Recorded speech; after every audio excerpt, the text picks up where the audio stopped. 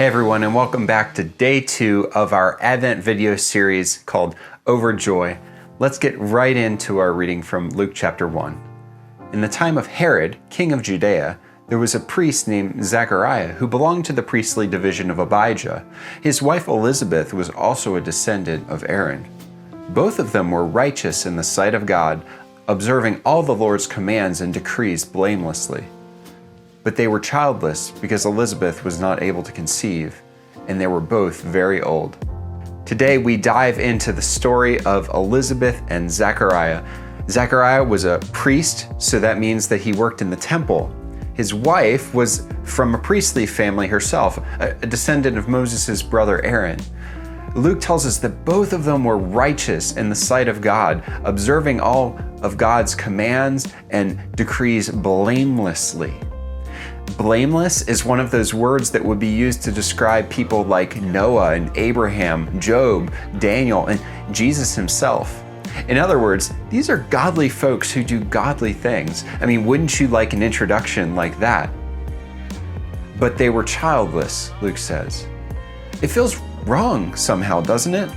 Why is this bad thing happening to such good people? Surely if anyone was to be blessed with children, we would think it would be Zechariah and Elizabeth, right? They were righteous in the sight of God, blameless. Have you ever been in the middle of a difficult time when things just seemed wrong, impossible, even hopeless? Maybe that's what you're feeling right now. When you're in the middle of a tough time, it's hard to imagine that God will ever act.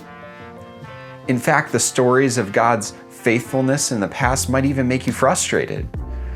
You did it for that person, God. Why won't you do it again for me? Zechariah and Elizabeth had no idea that a baby was nearly on the way. And yet, they chose to be faithful to God in every way. Corrie ten Boom once said, "When a train goes through a tunnel and it gets dark, you don't throw away the ticket and jump off. You sit still and trust the engineer." Okay, now take a look at these questions, pause the video, and take some time to answer them with the people around you. And then pause the video during the prayer and have a prayer together as a family, or just take time yourself. We'll be back tomorrow in this channel with another video. See you tomorrow.